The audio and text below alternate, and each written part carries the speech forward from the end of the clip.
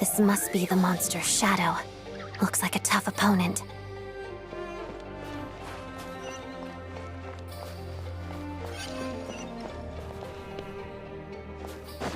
Let's begin.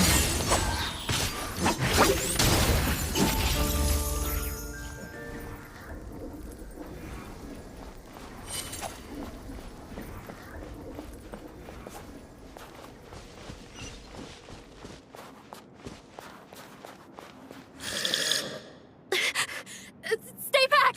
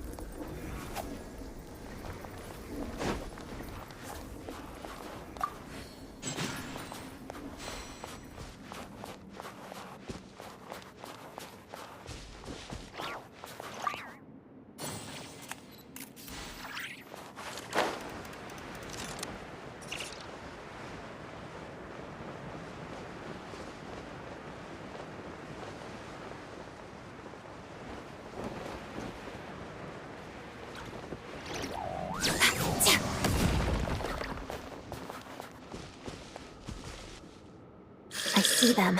They're right behind the monster. The monster seems very agitated. It could attack at any moment. Let's make the first move.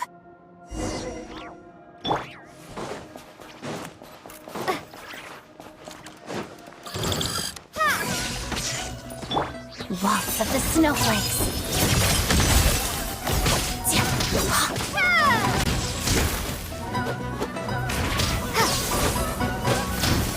Take this!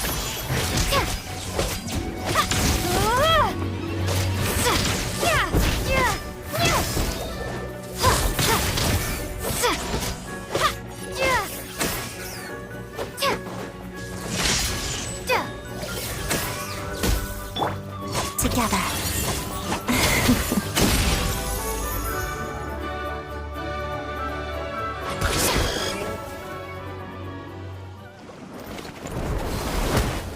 Oh, thank you for saving us. We'd have been monster fodder otherwise. Thank you. Thank you. You're welcome. You should be safe now. Follow this route out. She and I will stay behind to watch the rear. Thank you. Come on, let's go. This way!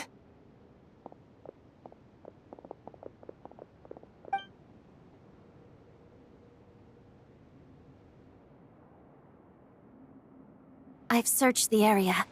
Pretty sure the monster made a tactical retreat. Yeah, but with us here, it won't be coming back anytime soon. It may be small, but don't be fooled. It's a ferocious beast. People are just food in its eyes. It's lucky we got here when we did. The trapped miners have been successfully evacuated. Time for us to leave. Wait, this place... There's something unusual about it.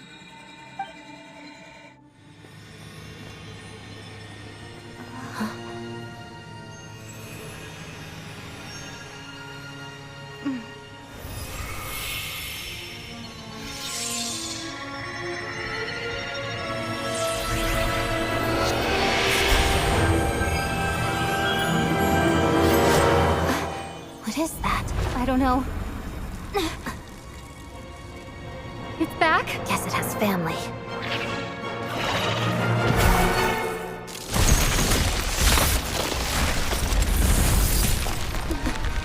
This way. Run!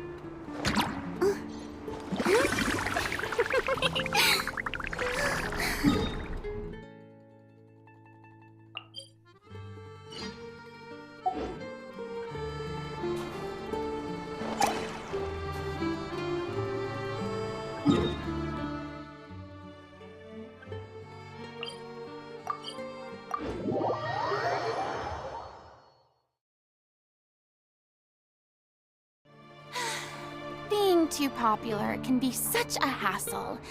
Who knew the people would adore me so much?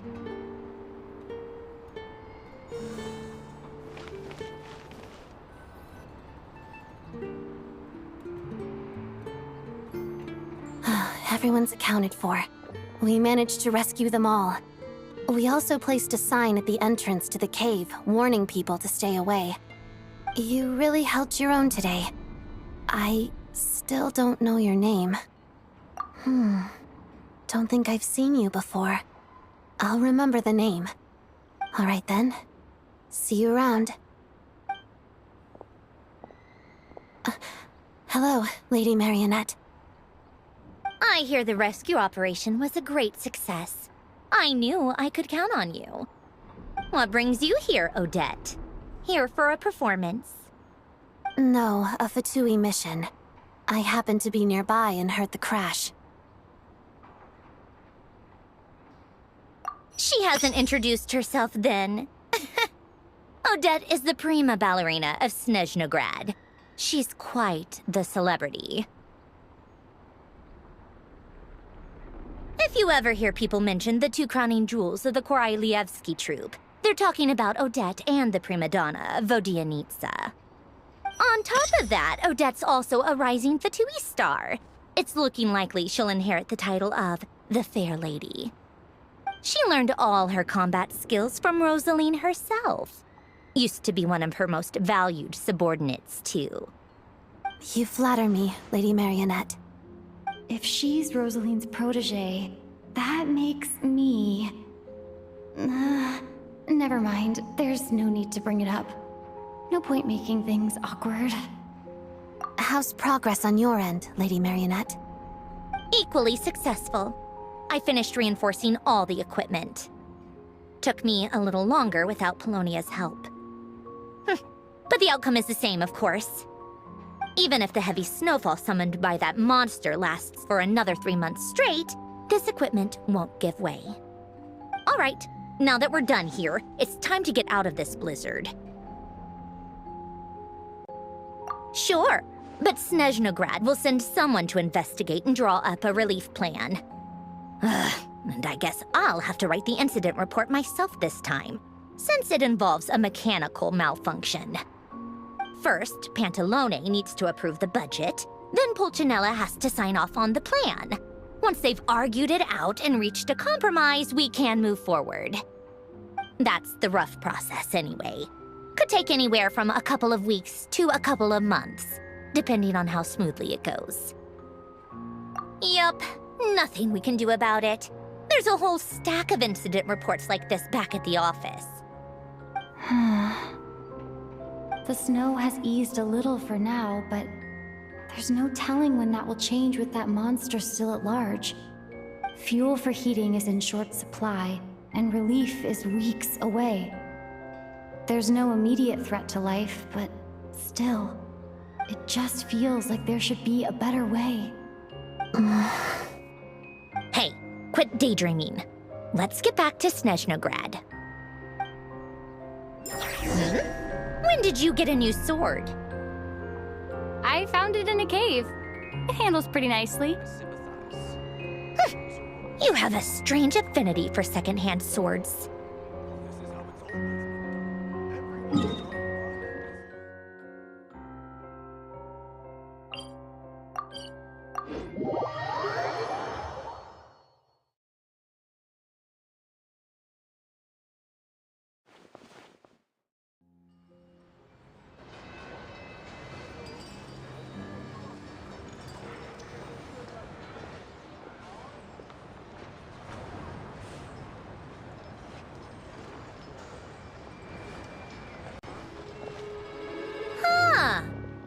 it isn't Counselor Tartaglia, Mr. Big Shot himself. Go easy on me, all right? I'm still recovering from the interrogation the real big shots put me through. Hey, comrade, it's been too long. I heard you came looking for me earlier. Nicest surprise I've had in a while. Good to see you too, Odette. I'm guessing you guys just got back from 7.0 Archon. How'd it go? Crisis averted? It went fine. How about you? Any new developments? Not really. Same as ever. Growing opposition to Project Stuja, and the usual rebuttals are starting to ring hollow. The results of the mock vote were pretty dire. Pulcinella was fuming. I've never seen the old man so angry. That's not good news. It takes a lot to rattle him. Yeah, obviously if push comes to shove, there are ways to crack down on dissent. But... Sorry, I have to ask something. This is going to sound blunt, but may I? Huh? Of course, fire away. It sounds to me like everyone's tearing their hair out trying to figure out how to deal with opposition to Project Stuja. But what exactly is this project's purpose? And how can it be so important that even people like you two refuse to stand up for the ordinary people of Snezhnaya? Interesting. I gotta hand it to you, comrade. You sure don't mince your words. Excuse her? What does she mean? Refuse to stand up for ordinary people? Oh my gosh. How does she dare speak to the Harbingers like that? Are you interrogating us now? It's okay, Sandrone. Let me explain. I think I understand where she's coming from. If I could, I'd take your side right now. In fact, my position's very similar to yours. I've only held back on casting a dissenting vote in the Vetcha because the Tsaritsa would never let me get away with it. Still, I have a responsibility to the Fatui armed forces, so I do what I can to make their voices heard. Most of them are just regular folks from small towns far from the capital. I'm sure you've seen how much those kinds of places are struggling right now. Oh, and for what it's worth, I'm from Arepasak myself. Things aren't going so swell there either.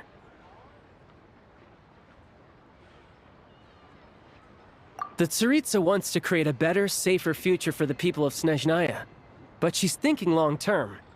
I don't doubt that from where you're standing, Project Stuja seems to be creating all sorts of issues for everyone. But considering the Tsaritsa's vision for the future, these are sacrifices worth making.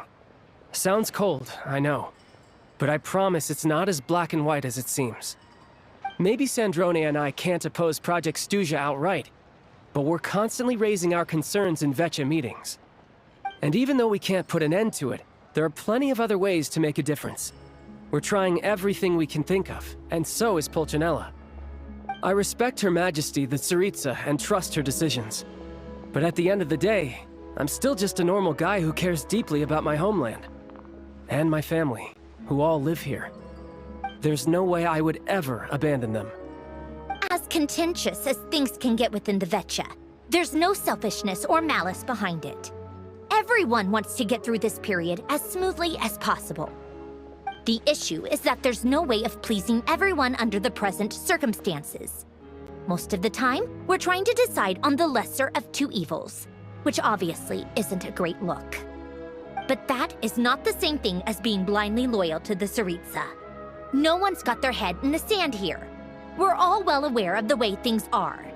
We're just doing our best to make it work. In fairness to Sandrone, she rushed to Svietlo Laidovka's aid the moment she heard that people were in danger. And even Tartaglia, who used to only care about the thrill of the fight, is clearly doing his best to rise to the demands of his new role as counselor. Hey, come on. There's only so much we can say, so don't press us too hard. Look, I know how untenable the Tsaritsa's position looks if you don't understand her motives. Maybe you've heard already, but she's currently leading her army on a campaign to the east to defeat the monster that's been causing these brutal blizzards. Striking that monster down will be a significant step in dealing with the present energy crisis. As laser-focused as she is on realizing her lifelong ambitions, she's still putting time and energy into taking down this powerful monster. To me, that says a lot. If she thought Snezhnaya and its people didn't matter in the grand scheme of things, why would she waste her time on something like this? Thanks. I meant every word I said, though. I wasn't just trying to placate you. I've already done more than enough diplomacy for one day. I still think this adventurer raises a very important point. Our two harbingers have made their positions very clear. But there are many others in the Vetcha who must feel trapped and forced to vote against their conscience. I think it's a very valuable quality to be willing to speak one's mind, despite the risk of offending powerful figures. You can say that again. I highly doubt we'd feel the need to explain ourselves so much if we didn't know you so well. Forgive me, adventurer, but might I be so bold as to ask about your background? How is it that you can converse so openly with two harbingers? Oh, haven't you been properly introduced? Easier said than done. I like to think I'm not the kind of person who goes around busting open people's old wounds. I've only learned her name so far, and no details of her experiences. Is something wrong? Uh-oh. Is there no avoiding the subject of Rosaline? No, it's just... all right. I guess there's no getting around it. This is the world-renowned traveler who helped resolve the storm terror threat in Mondstadt, cleaned up after the mess I made in Liyue, and then went to Inazuma, where there was a duel before the throne, in which the traveler defeated Rosaline. Oh. I'm sorry. I didn't think you two would be seeing much of each other, so I figured it wasn't worth bringing up. It's fine. It was a long time ago. It's fine. Sorry. I just remembered that we have a rehearsal coming up. Please excuse me. I should get going.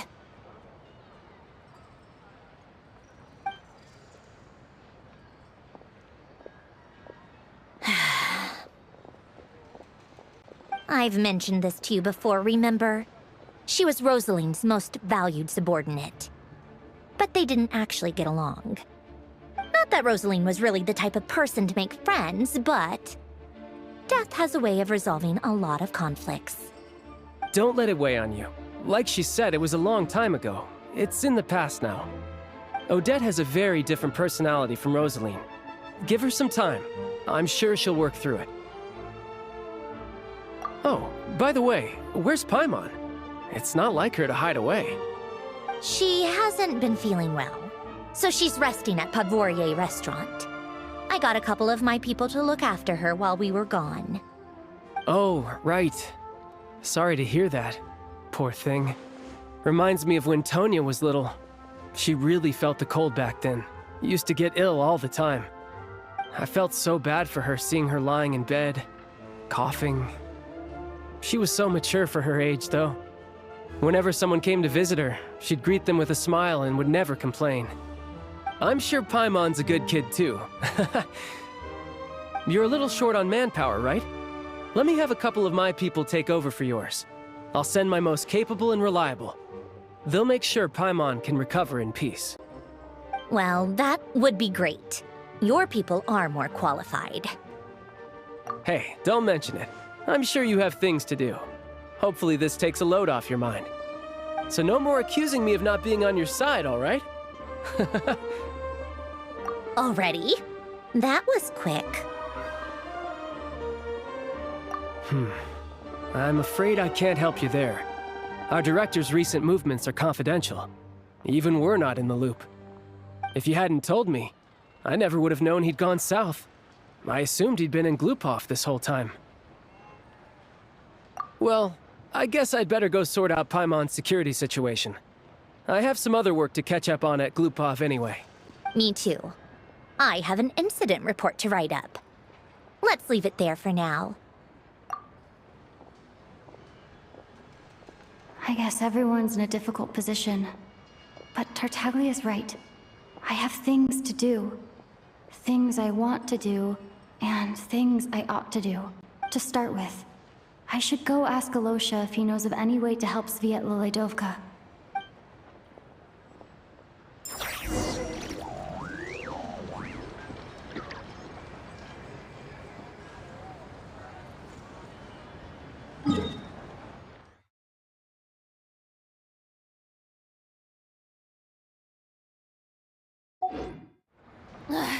Boring! Isn't there anything else?